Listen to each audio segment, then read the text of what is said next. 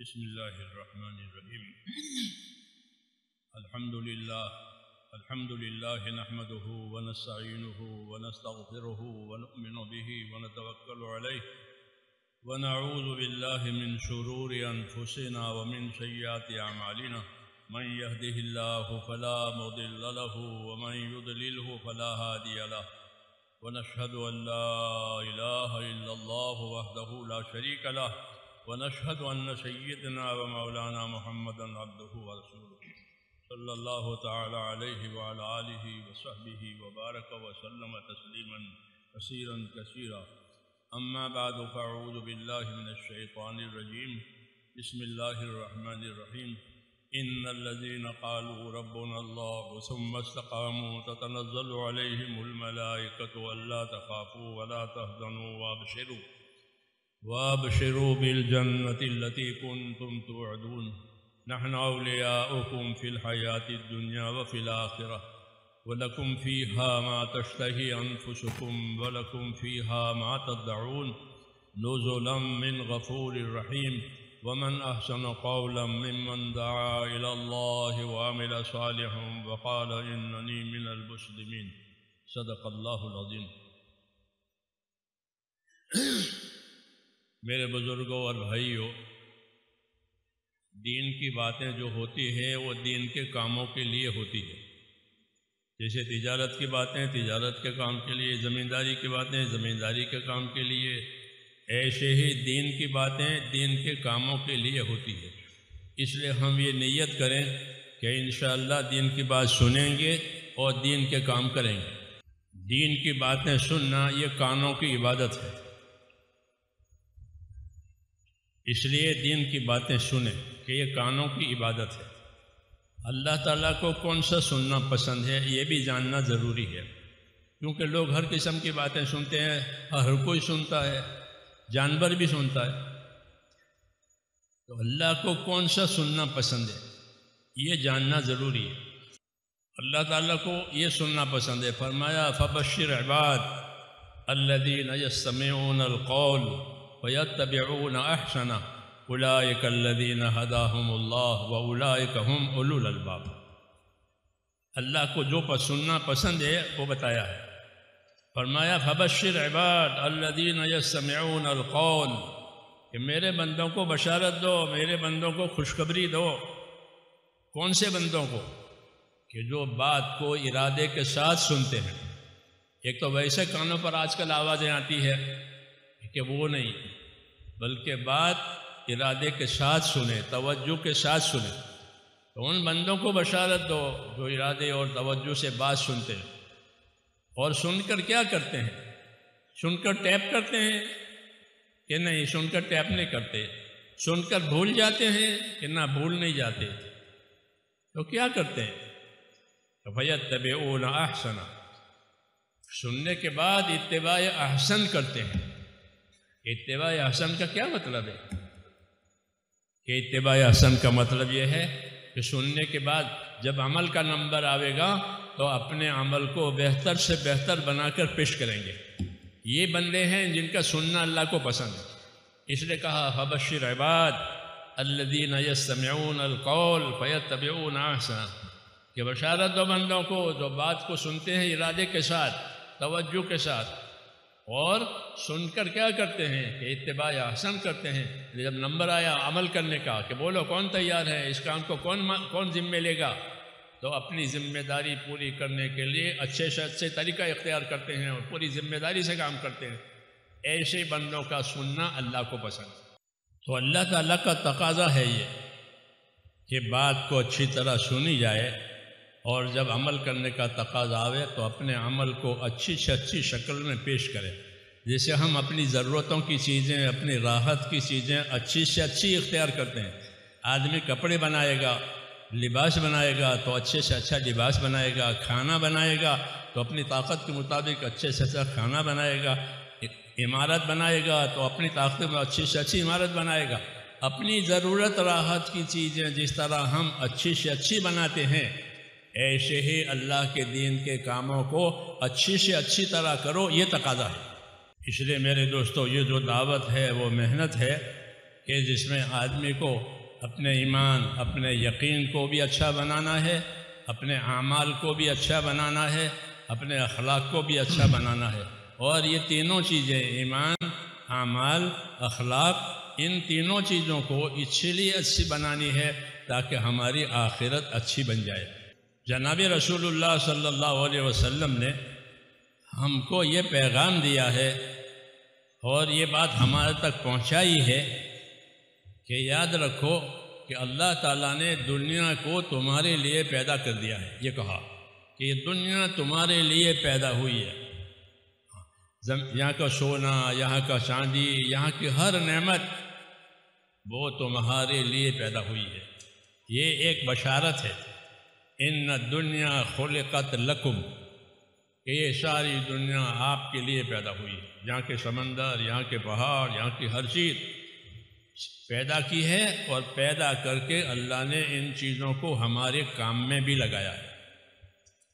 یہ بشارت ہے کہ دنیا کو اللہ تعالیٰ نے تمہارے لیے پیدا کیا ہے، تمہارے کام میں ہے۔ آسمان سے لے کر زمین تک تمام چیزیں آپ کے کام میں، سورج ہو، چاند ہو، ہوا ہو، پانی ہو، جس جانور سے چاہو کام لے لو، جس چیز سے چاہو کام لے لو، کوئی چیز انکار نہیں کرے گی۔ آپ کے کام میں سب چیزوں کو لگایا ہے، پیدا بھی کیا، آپ کے کام میں لگایا۔ تو یہ فرمایا کہ دنیا کو اللہ نے تمہارے لیے پیدا کر دیا ہے۔ یہ انعام کی بات ہے۔ دوسری بات ذمہ داری کی بات ہے۔ نبی دونوں باتیں سمجھاتے ہیں، کیا کیا اللہ کے انعامات ہیں اور کیا کیا اللہ کی طرف سے ذمہ داری ہے، دونوں باتیں۔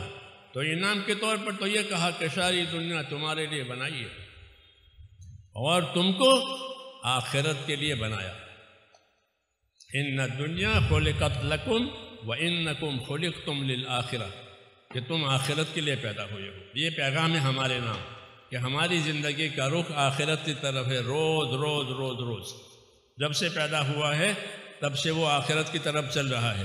ایک دن اس کی منزل آ جائے گی اور سفر ختم ہو جائے گا، وہ آخرت ہے۔ آدمی کی طرف اللہ کی طرف سے دو چیزیں آتی ہیں،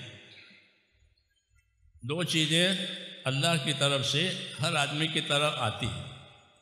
ایک دنیا کی نعمتیں آتی ہیں، ایک اللہ کے احکام آتے ہیں۔ یہ روزانہ کی بات ہے کہ ہر آدمی اپنی زندگی میں اللہ کی نعمتوں کو بھی لے رہا ہے، اللہ کی نعمتیں اس کی طرف، اللہ مال دے رہا ہے، اولاد دے رہا ہے، تندرستی دے رہا ہے، زمین جائیداد دے رہا ہے۔ تو ایک قسم وہ ہے نعمتیں جو اللہ کی طرف سے بندوں کو ملتی ہیں۔ وَمَا بِكُم مِّن نِّعْمَةٍ فَمِنَ اللَّهِ، تمہارے پاس جو نعمتیں ہیں وہ صرف اور صرف اللہ کی طرف سے آئی ہوئی ہے۔ تو ایک تو ہماری طرف میرے دوستو اللہ کی نعمتیں آ رہی ہیں، دوسرا ہماری طرف روز روز اللہ تعالیٰ کے احکام آ رہے ہیں، روز روز ہماری طرف اللہ کے احکام آ رہے ہیں۔ جیسے مثلا ہم نے مغرب کا وقت ہوا تو مغرب کی نماز کا حکم آیا، مغرب پڑھ لی، مغرب کی نماز ہو گئی۔ اب عشاء کا وقت آئے گا تو عشاء کی نماز کا حکم آئے گا کہ عشاء کی نماز پڑھو۔ اس طرح جو حال بدلے گا ہر حال کا حکم آئے گا ہماری طرف۔ یہ الگ بات ہے کہ ہم اپنی نادانی سے ان حکموں کو نہیں جانتے ہیں، ان حکموں کو بھلا دیے ہیں، ورنہ ہر وقت جس طرح ہماری طرف اللہ کی نعمتیں آتی ہیں ایسے ہر وقت ہماری طرف اللہ تعالیٰ کے احکام بھی آتے ہیں۔ نعمتیں دے کر کے اللہ تعالیٰ ہماری ضرورتیں پوری کرتا ہے، ہمیں راحت دیتا ہے، اور احکام دے کر ہمیں کامیابی کے راستے پر ڈالتا ہے۔ یہ دونوں ضروری ہے۔ تو یہ دو چیزیں ہماری طرف آتی ہیں، ایک اللہ کی نعمتیں آتی ہیں، ایک اللہ کے احکام آتے ہیں۔ رسول اللہ صلی اللہ علیہ وسلم یہ سکھاتے ہیں کہ نماز کے بعد دعا مانگو، اللہم اعنی علی ذکرک و شکرک و حسن عبادتک۔ یہ ایک مسنون دعا ہے، یہ ہر مسلمان، ہر نمازی کو یہ یاد ہونی چاہیے، کیونکہ رسول صلی اللہ علیہ وسلم نے صحابی کو یہ دعا سکھائی، اور سکھا کر کے یہ فرمایا کہ اس کو یاد کرو، اس کو، اور یہ دعا اللہ سے مانگا کرو، اس کو چھوڑنا نہیں۔ فرض نمازوں کے بعد یہ دعا مانگو۔ اس دعا میں کیا مانگا گیا ہے، اس دعا میں کیا سکھایا گیا ہے؟ دو چیزیں سکھائی ہے، رب اعنی علی ذکرک و شکرک و حسن عبادتک۔ اے اللہ تو میری مدد کر، اے اللہ تو میری مدد کر۔ کس بات پر؟ کہ میں تیرا ذکر کروں، تجھے یاد رکھوں، تیری نعمتوں کا شکر کروں۔ تو ذکر اور شکر دو چیزیں مانگی۔ یہ ذکر اللہ کی یاد، اللہ کی یاد جو ہوتی ہے وہ اللہ کی اطاعت کے لیے ہوتی ہے۔ اللہ کی اطاعت کا نام اللہ کی یاد ہے۔ ایک تو زبان سے تسبیح پڑھنا، زبان سے قرآن پڑھنا، یہ بھی ٹھیک ہے، لیکن یہ ابتدائی درجہ ہے، یہ تو پہلی منزل ہے۔ اصل اللہ کا ذکر کہ بندہ اپنی زندگی کو اللہ کی اطاعت میں گزارے۔ کلو مطیعین ذاکرن، ہر وہ آدمی جو اللہ کی اطاعت میں ہے وہ اللہ کا ذکر کرنے والا ہے۔ تو ہم کو یہ دعا سکھائی کہ ہماری زندگی اللہ کے ذکر والی ہو، یعنی اللہ کی اطاعت اور تابعداری والی ہو، کیونکہ ہماری طرف رات دن اللہ کے احکام آتے ہیں۔ رات میں رات کے حکم، دن میں دن کے حکم، مالداری میں مالداری کے حکم، غریبی میں غریبی کے حکم، بیماری میں بیماری کے حکم، تندرستی میں تندرستی کے حکم، ہماری طرف رات دن حکم آتے ہیں۔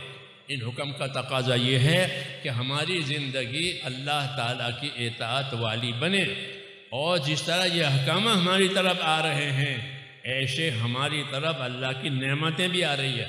ہر سانس نعمت ہے، سانس اندر جاتی ہے، سانس اندر آتی ہے، کتنی بڑی نعمت ہے۔ وہ سانس رک جائے تو آدمی مر جائے، تو ہر سانس نعمت ہے۔ اس طرح یہ روشنی اور ہوا اور پانی اور اولاد اور مال، پتہ نہیں کتنی نعمتیں ہیں۔ تو ہماری طرف نعمتیں بھی آ رہی ہے، ہماری طرف حکم بھی آ رہے ہیں۔ یہ یاد رکھنا چاہیے۔ یہ نہیں کہ خالی نعمتوں کو لے کر خوش ہو جاؤ یا نعمتوں کو لے کر غافل ہو جاؤ، کہ ایسا نہیں ہے، بلکہ نعمت کو بھی ایک درجہ دینا ہے، اور جو اللہ تعالیٰ کے حکم ہے اس کو بھی ایک درجہ دینا ہے، کہ اپنی نعمتوں کے ساتھ اللہ تعالیٰ کے حکم ہماری زندگی میں پورے ہو جائیں۔ اللہ مالدار بناوے تو مالداری کے حکم پورے کریں، اللہ غریب بناوے تو غریبی کے حکم پورا کریں، اللہ بیمار بناوے تو بیماری میں کے حکم پورا کرے، اللہ تندرست بناوے تو تندرستی کے حکم پورا کرے۔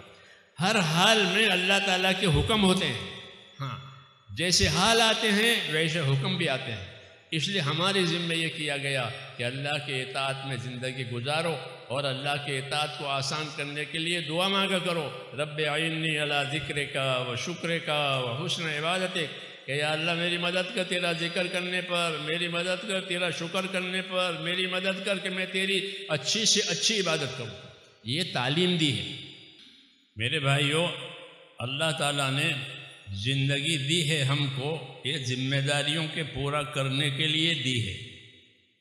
زندگی ذمہ داریوں کو پورا کرنے کے لیے دی ہے، اس لیے یہ زندگی اللہ کی نعمت بھی ہے، اللہ کی امانت بھی ہے۔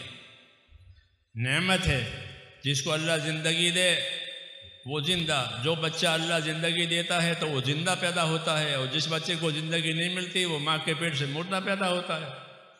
تو زندگی اللہ کی نعمت ہے، اور بڑی نعمت ہے زندگی، اللہ نے جو دی ہے۔ اللہ نے اس کو ذکر کیا کہ ہم نے تم کو زندگی دی ہے۔ تو ایک تو زندگی بڑی نعمت ہے، اور بڑی نعمت سے بڑی نعمت زندگی میں وہ ایمان کی نعمت ہے، کہ ایمان سب سے بڑی نعمت ہے۔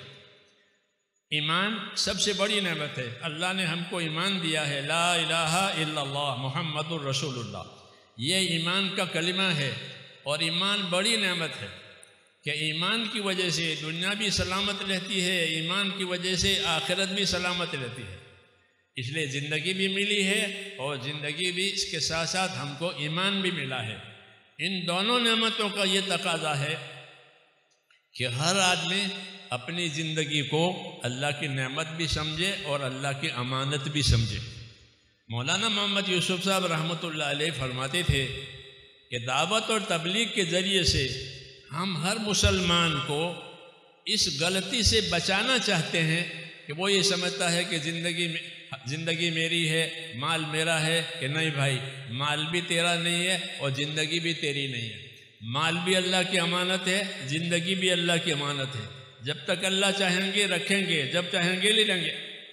تو مال اور حیات یہ دونوں اللہ کی امانتیں ہیں، جس طرح وہ اللہ کی نعمتیں ہیں۔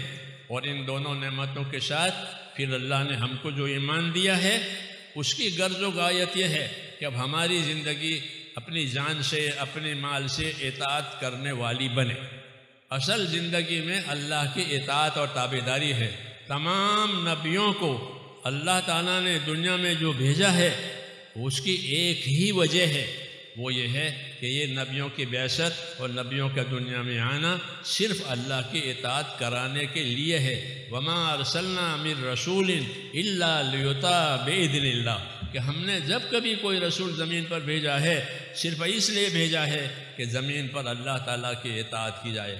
اس زمین کو اللہ نے اپنے اطاعت کے لیے، اپنی عبادت کے لیے پھیلایا ہے۔ ان ارضی واسعۃ فایای فاعبدون، میری زمین بہت کشادہ ہے، اس پر میری ہی عبادت ہوگی۔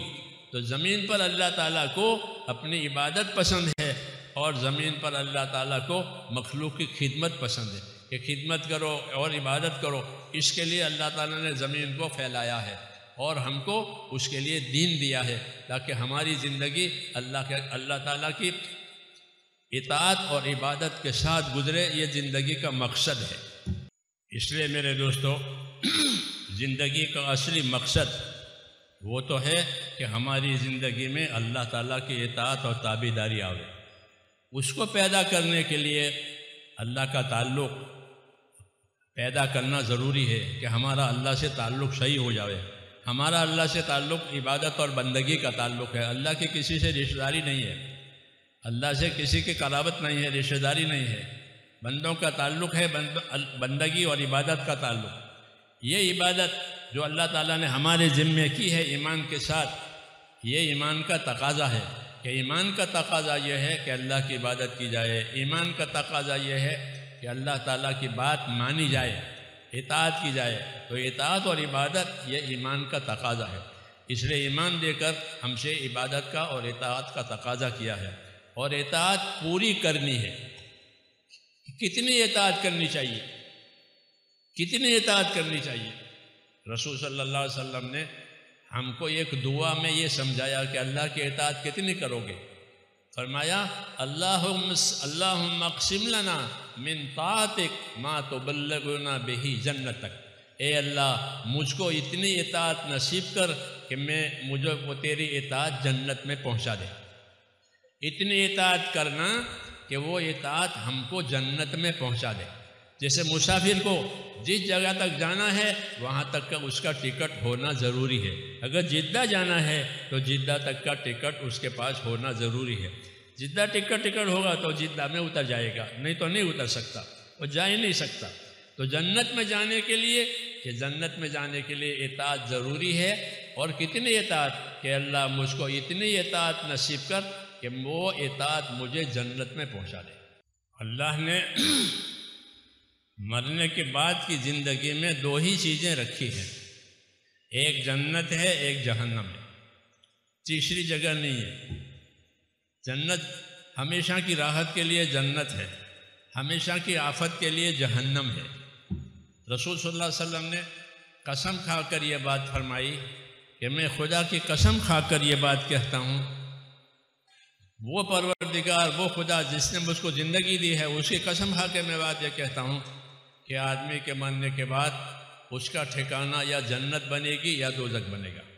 فما بعد الموت دار الا الجنت او النار، کہ موت کے بعد کوئی ٹھکانہ نہیں ہے، یا آدمی کا ٹھکانہ جنت بنے یا آدمی کا ٹھکانہ جہنم بنے۔ تو جو جنت ہے میرے دوستو وہ اطاعت کے راستے سے ملتی ہے۔ اس لیے کہا کہ مجھے اللہ اتنی اطاعت نصیب کر کے میں جنت میں پہنچ جاؤں۔ اس لیے میرے بھائیوں، زندگی کا اصلی کام کہ ہماری زندگی اللہ تعالیٰ کی اطاعت والی بنے۔ ہمارا مال، ہماری جان، ہماری نیتیں، ہمارے ارادے سب اللہ تعالیٰ کی اطاعت و تابعداری کے اندر آ جاؤ۔ یہ راستہ حق کا ہے، یہ راستہ ہدایت کا ہے۔ اسی لیے نبیوں کو بھیجا گیا ہے تاکہ زندگی اطاعت والی بنے۔ صحابہ کرام نے یہ زندگیاں اپنی بنائی اور اطاعت کو کامل بنایا، اطاعت کو کامل اور پورا بنایا۔ رسول صلی اللہ علیہ وسلم کے ہاتھ میں ہاتھ دے کر یہ قول قرار کیا ہے کہ یا رسول اللہ، ہم آپ کی اور اللہ کی اور آپ کی اطاعت کریں گے۔ وہ کہتے تھے کہ بایانہ رسول اللہ صلی اللہ علیہ وسلم علی السمع والطاعہ فی العسر والیسر والمنشط والمکرہ وعلی اثارۃ علینا، کہ ہم نے حضور صلی اللہ علیہ وسلم کے ہاتھ میں ہاتھ دے کر یہ قول قرار کیا ہے کہ آپ کی بات سنیں گے، آپ کی بات مانیں گے، یعنی اطاعت کریں گے، کہ کس حال میں؟ کہ ہر حال میں۔ اللہ غریب بناوے تو غریبی میں آپ کی بات مانیں گے، اللہ مالدار بناوے تو مالداری میں آپ کی بات مانیں گے، جی چاہے تو اللہ کی بات مانیں گے، جی نہیں چاہے تو بھی اللہ کی بات مانیں گے۔ بعض کاموں میں آدمی کا جی چاہتا ہے اور بعض کاموں میں آدمی کا جی نہیں چاہتا، تو کہ اس پر نہیں ہے ہمارا جی چاہے تو، ہمارا جی نہ چاہے تو، ہم ہر حال میں آپ کی اور اللہ کے حکموں کے اطاعت کریں گے۔ کوئی ہم کو پوچھے تو، کوئی ہم کو نہ پوچھے تو، ہاں یہ ایسا بھی ہوتا ہے کہ ہم کو کوئی نہیں پوچھا تو ناراض ہو گئے اور کٹ گئے، کہ ایسا نہیں ہے۔ کوئی ہم کو پوچھے تو، کوئی ہم کو نہ پوچھے تو، کوئی ہم کو بڑا بناوے تو، کوئی ہم کو نہ بڑا بناوے تو، ہم تو ہر حال میں اللہ کی اطاعت کرنے والے ہیں۔ یہ اصلی زندگی ہے کہ ہر حال میں ہم کو اللہ تعالیٰ کی اطاعت اور تابعداری کرنا آ جاوے، تو یہ اطاعت جو ہے یہ وہ رحمت ہوتی ہے۔ اطاعت کا کیا اثر ہوگا دنیا میں اور آخرت میں؟ کہ اطاعت کا اثر رحمت ہے۔ جتنی اطاعت ہوگی اتنی رحمت ہوگی، دنیا میں بھی اور آخرت میں۔ جس طرح سورج نکلتا ہے تو روشنی ہو جاتی ہے، سورج غائب ہو جاتا ہے تو اندھیرا ہو جاتا ہے، اس طرح میرے دوستو جب اطاعت ہوگی تو اللہ تعالیٰ کی رحمتیں ہوگی۔ اطاعت کا اثر رحمت ہے۔ اطیعوا اللہ و اطیعوا الرسول لعلکم ترحمون، اطاعت کرو اللہ کی، اطاعت کرو اس کے رسول کی، تاکہ تم پر رحم ہو جاوے۔ تو رحمتوں کے حالات لانے کے لیے اطاعت کا راستہ ہے، دوسرا راستہ نہیں ہے۔ آج لوگ حالات سے پریشان ہیں، اپنے حالات سے پریشان ہے ہر طبقہ۔ وجہ کیا ہے؟ کہ جو سبب رحمتوں کا تھا، راحتوں کا تھا، وہ زندگیوں میں سے نکل گیا ہے، یعنی اطاعت میں اور تابعداری میں کمی آئی ہے، کہ اطاعت پوری طرح نہیں ہے۔ اطاعت کا اثر رحمت ہے۔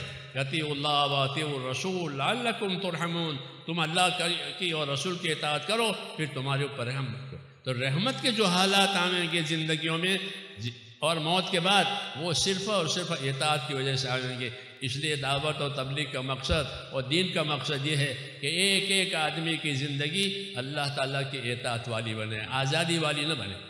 اطاعت کا مفہوم یہ ہے کہ عبادت اللہ کی جائے گی، عبادت صرف اللہ کی جائے گی۔ ایمان اس لیے دیا ہے، عبادت میں نماز، روزہ، زکوٰۃ، حج، اللہ کا ذکر، اللہ کی تلاوت، وہ قرآن پاک کی تلاوت، یہ قسم یہ اللہ کی عبادت کہلاتی ہے، یہ کرنی ہے، یہ تقاضا ہے اطاعت کا۔ دوسرا، رسول صلی اللہ علیہ وسلم کی تابعداری کرنی ہے۔ رسول اللہ صلی اللہ علیہ وسلم کو اللہ تعالیٰ نے سچا نبی بنا کر اور آخری نبی بنا کر بھیجا ہے۔ آپ کو نبی ماننے کا تقاضا یہ ہے کہ ہم آپ کے طریقوں کو، آپ کی سنتوں کو اپنی زندگی میں لائیں۔ یہ اطاعت کا مطلب ہے کہ عبادت اللہ تعالیٰ کی جائے گی اور نبی کریم صلی اللہ علیہ وسلم کے طریقوں پر، ان کی سنتوں پر اپنی زندگی کو ڈالیں گے۔ اس کے لیے دین سیکھیں گے۔ اگر دین سیکھیں گے تو ہمارے اندر اللہ تعالیٰ کی عبادت صحیح ہوگی، اور تو ہم رسول صلی اللہ علیہ وسلم کی سنتوں کے پابند بنیں گے۔ تبلیغ میں جو تیسرا نمبر ہے علم و ذکر، جس کو لوگ نمبر کو دہراتے ہیں، پہلا نمبر، دوسرا نمبر، تیسرا نمبر، تو تیسرا نمبر جو ہے وہ علم و ذکر ہے۔ علم و ذکر کی مثال ایسی ہے جیسے گاڑی کے دو پہیے ہوں، کم سے کم دو پہیے ہوتے ہیں گاڑی کے۔ ہاں، اگر دو پہیے نہ ہو تو گاڑی کیسے چلے گی؟ ایک پہیے سے تو چلے گی نہیں۔ ایسے ہی میرے دوستو، ہر مسلمان کی دینداری کے دو پہیے ہیں، ایک علم ہے، ایک ذکر ہے، یعنی اپنا دین سیکھے، اپنا دین اچھی طرح سیکھے اور پھر اپنے آپ کو اپنے دین کا عمل کر کے اپنے دین کا پابند کرے۔ اس لیے کہتے ہیں علم و ذکر جو ہے مسلمانوں کی زندگی کی، دینی زندگی کے لیے دو پہیے ہیں۔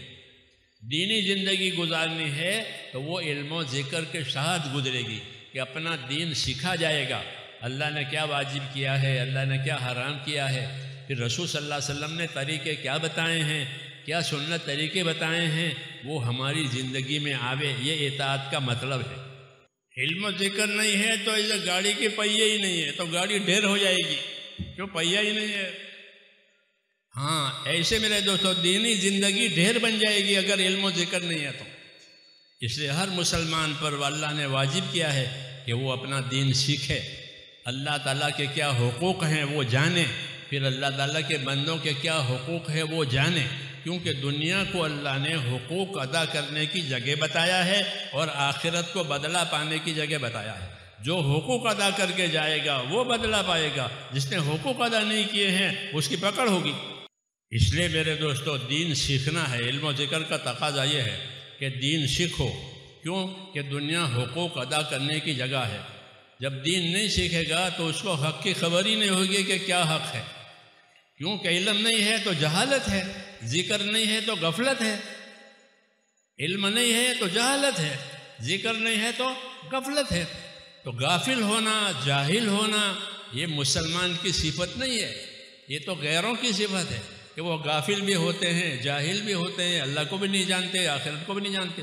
ہماری زندگی کو اللہ نے علم و ذکر والی بتایا ہے کہ وہ اللہ تعالیٰ کے حکموں کو جانے، اللہ کے حقوق کو جانے، اللہ کے بندوں کے حقوق کو جانے اور اللہ کے بندوں کے حقوق کو ادا کرے۔ کہ دنیا کو اللہ نے حقوق ادا کرنے کی جگہ بتایا ہے، اور جو مال اسباب پیدا کیے ہیں اللہ نے، یہ مال عیش کرنے کے لیے نہیں پیدا کیا ہے، مال کو اللہ نے عیش کرنے کے لیے نہیں پیدا کیا۔ رسول صلی اللہ علیہ وسلم نے عیش پرستی سے منع کیا ہے، عیش پرست مت بنو، ایاک والتنعم فإن عباد اللہ لیسوا بالمتنعمین، حدیث میں ہے کہ خبردار خبردار عیش پرست نہ بنو۔ اللہ کے نیک بندے عیش پرست نہیں ہوتے، وہ حق پرست ہوتے ہیں۔ اللہ کے نیک بندے حق پرست ہوتے ہیں، عیش پرست نہیں ہوتے۔ کہ خبردار عیش پرست نہ بنے، کہ مال کو اور اسباب کو اللہ تعالیٰ نے عیش کرنے کے لیے نہیں پیدا کیا ہے، بلکہ اس کو حقوق ادا کرنے کے لیے پیدا کیا ہے۔ علم و ذکر کے ذریعے سے اپنے اوپر یہ جاننا ہے کہ مجھ پر کیا حق ہے، اللہ کا کیا حق ہے، رسول کا کیا حق ہے، دوسروں کا کیا حق ہے۔ جتنے تعلقات ہیں اتنے حقوق ہیں، جتنے تعلقات ہیں اتنے حقوق ہیں۔ آپ نے بکری پالی ہے تو بکری کا حق ہے، اونٹ پالا ہے تو اونٹ کا حق ہے، کیوں کہ وہ آپ کے تابع ہے، یہ حقوق۔ اس لیے ہم کو علم و ذکر کے ذریعے سے حقوق کی تعلیم دی ہے کہ اللہ کا بھی حق ہے، رسول کا بھی حق ہے، جتنے تعلقات ہیں اتنے حقوق ہیں۔ اللہ کے حقوق میں ایمان اور اخلاص ہے کہ اللہ کا حق ادا کرنا ہے تو اللہ پر ایمان لا کر اخلاص سے اس کی عبادت کرو، یہ اللہ کا حق ہے، ایمان اخلاص اس کی عبادت میں۔ بندوں کا حق ہے تو بندوں کے حق میں کیا کرنا ہے کہ بندوں کے حق میں 3 چیزیں بتائی ہے کہ بندوں کے حق میں ایک تو یہ ہے کہ بندوں کے ساتھ انصاف سے رہو، یہ حکم ہے ہم کو کہ بندے ہیں، مخلوق ہیں، کہ مخلوق کے ساتھ انصاف سے رہو۔ جو چیز اپنے لیے پسند کرو وہی دوسروں کے لیے پسند کرو، جو اپنے لیے ناپسند کرو وہ دوسروں کے لیے ناپسند کرو۔ یہ پہلی بات ہے کہ مخلوق میں انصاف سے رہنا ہے۔ انصاف ہر وقت فرض ہے، ظلم ہر وقت حرام ہے، کیونکہ انصاف نہیں ہوگا تو ظلم ہوگا، قاعدہ ہے۔ انصاف نہیں ہوگا تو کیا ہوگا کہ ظلم۔ تو انصاف ہر وقت فرض ہے کہ جو اپنے لیے پسند کرو وہی دوسروں کے لیے پسند کرو، جو اپنے لیے ناپسند کرو وہ دوسروں کے ناپسند کرو، یہ انصاف کا معیار ہے۔ تو انصاف ہر وقت فرض ہے، جس طرح ظلم ہر وقت حرام ہے۔ انصاف سے آگے یہ ہے کہ اللہ کی مخلوق کے ساتھ احسان کرو، اپنی ذات سے دوسروں کو نفع پہنچاؤ، ان سے نفع کی امید مت رکھو۔ اپنی ذات سے دوسروں کو نفع پہنچاؤ، اپنی ذات سے، اپنے مال سے دوسروں کو نفع پہنچاؤ، اور ان سے کسی نفع کی امید اور لالچ مت کرو۔ اس کو احسان کہتے ہیں۔ اللہ نے 2 چیزوں کا حکم دیا، ان اللہ یامر بالعدل والاحسان، اللہ حکم دیتا ہے تم کو انصاف کرنے کا، کہ انصاف سب کے ساتھ، اور اللہ تمہیں حکم دیتا ہے احسان کرنے کا، کہ اپنی ذات سے دوسروں کو نفع پہنچاؤ، وہ دینی نفع پہنچاؤ، وہ دنیاوی نفع پہنچاؤ، بدن کا نفع پہنچاؤ، جان کا نفع پہنچاؤ، دوسروں کو نفع پہنچاؤ۔ اللہ کو نفع پہنچانے والا بندہ پسند ہے، نقصان دینے والا بندہ پسند نہیں ہے، نقصان پہنچانے والا فسادی ہے۔ اللہ کو زمین کا فساد پسند نہیں ہے۔ ہاں، زمین میں صلاح آوے، فلاح آوے، اس کا راستہ یہ ہے کہ زندگی انصاف سے گزرے، جو اپنے لیے پسند کرے وہ دوسروں کے لیے پسند کرے، جو اپنے لیے ناپسند کرے وہ دوسروں کے لیے ناپسند کرے۔ اور انصاف یہ ہے کہ اپنی ذات سے دوسروں کو فائدہ پہنچاوے۔ حضور صلی اللہ علیہ وسلم تجارت کرنے والوں سے فرماتے تھے کہ زن و ارج، تول کر کے دے اور جھکتا دے۔ دو حکم دیے، زن و ارج، تول کے دے۔ تول کر دینا فرض ہے کیونکہ پیسے لیے ہیں، پیسے لیے ہیں۔ کلو شکر، 1 کلو شکر کے پیسے لیے ہیں تو پورا 1 کلو تول کے دینا فرض ہے، پیسے لیے ہیں، اس کا حق ہے۔ اور جھکتا دینا احسان ہے۔ تو تاجروں کو حکم دیا کہ زن و ارج، تول کے دے یہ فرض ہے، اور جھکتا دے یہ احسان ہے۔ ان اللہ یامر بالعدل والاحسان، اللہ حکم دیتے ہیں انصاف کرنے کا، اور اللہ حکم دیتے ہیں اس کے مخلوق کے ساتھ احسان کرنے کا۔ یہ ہماری زندگی ہے۔ رسول صلی اللہ علیہ وسلم کو اللہ نے جو بھیجا ہے اطاعت کی دعوت لے کر، وہ یہ زندگی ہے کہ ہماری زندگی ایمان والی، عبادت والی، احسان والی، انصاف والی یہ زندگی بنے۔ اپنی ذات پر محنت کرنی ہے، اپنی ذات کو پابند کرنا ہے۔ اپنی ذات کو پابند کرنے کا نام استقامت ہے، اور اپنے اندر استقامت پیدا کرتے ہوئے دنیا میں اس کی محنت کرنا یہ نصرت ہے۔ ہر مسلمان کے ذمہ یہ 2 ذمہ داری کی گئی ہے، اپنی ذات سے استقامت پیدا کرے، یعنی اپنے آپ کو ہر حال میں اپنے دین کا پابند کرے اپنی طاقت کے مطابق، اور دوسرا اللہ کے دین کا مددگار بنے۔ ہاں، اب اللہ کے دین کا مددگار بنے، یہ 2 امر ہر مسلمان کی طرف ہے کہ اپنے دین کے پابند بنو، ایمان اتنا بناؤ کہ جس سے اطاعت آسان ہو جاوے، نمازیں اچھی سے اچھی بنے، اللہ نے مال دیا ہے تو پائی کی زکوٰۃ ادا کرے۔ ہاں، یہ مال امانت ہے اور یہ حق ہے، اور اس طرح رمضان آوے تو رمضان کو اچھی طرح سے ادا کرے، اور مال زیادہ دیا ہے تو حج کرے۔ یہ تو ارکان اسلام ہے، یہ تو ہر حال میں ہے ہر مسلمان کے اوپر اس کی طاقت کے مطابق۔ ہاں، اسی لیے فضائل کی کتابوں میں یہ 5 کے فضائل لکھے ہیں تاکہ مسلمانوں کو اس کی فضیلت کی خبر ہو جاوے کہ اس میں کتنی فضیلتیں اور برکتیں ہیں۔ پھر یہ 5 چیزیں ہماری اپنی زندگی میں لانا ہے، ہاں، رسول صلی اللہ علیہ وسلم کے طریقوں کے ساتھ، اور دنیا میں یہ اس کے لیے راستہ بنے، دنیا والوں کے لیے آسانی ہو جاوے، اس کے لیے اس کی محنت کرنی ہے۔ اور محنت کا طریقہ یہ ہے کہ جماعتیں بنا کر کے اس کام کے لیے دنیا میں جائیں اور پھریں، ہمارے پھرنے کی وجہ سے راستہ بنے گا۔ ہاں، یہ ہوتا ہے کہ جب ہمارا پھرنا ہوگا دین کو لے کر کے تو لوگوں کے لیے راستے بنیں گے۔ جس طرح کسی کچی زمین پر لوگ چلتے ہیں تو پگڈنڈی ہو جاتی ہے، راستہ ہو جاتا ہے چلتے چلتے، ایسے ہی ہم دین کو لے کر کے پھریں گے تو لوگوں کے لیے دین پر چلنے کا راستہ بنے گا، اور لوگوں کے لیے دین آسان بنے گا، ہم خیر کا ذریعہ بنیں گے۔ حدیث شریف میں ہے کہ طوبیٰ لعبد جعلہ اللہ مفتاحا للخیر ومغلاقا للشر، خوش نصیب ہے وہ بندہ کہ جس کو اللہ خیر کے پھیلنے کا ذریعہ بناوے اور شر کے مٹنے کا ذریعہ بناوے۔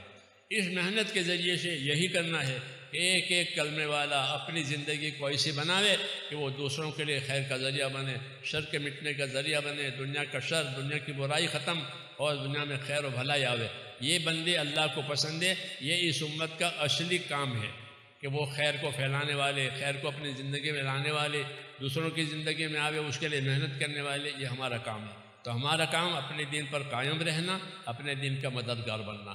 اس کو اپنی زندگی میں لانے کے لیے ہم کو اللہ نے یہ کام دیا ہے، اور اس کا آسان راستہ یہ ہے کہ ایک مرتبہ تو 4 مہینے لگا کر کے اس کام کو اچھی طرح سمجھ لیا جائے، اچھی طرح سیکھا جائے، ہاں، اور اس کا مزاج بناوے اپنا، پھر ترتیب وار کرے، ہر سال، ہر مہینے، ہر ہفتہ، ہر دن اس کی جو ترتیب بتائی جاتی ہے اس ترتیب کو کرے، اس ترتیب پر عمل کرے۔ اس سے کیا ہوگا کہ زندگی دینی بنے گی، حقوق ادا کرنے کی صلاحیت پیدا ہوگی، آخرت بنانے کی فکر پیدا ہوگی، یہ اس کا نقد نفع ہے۔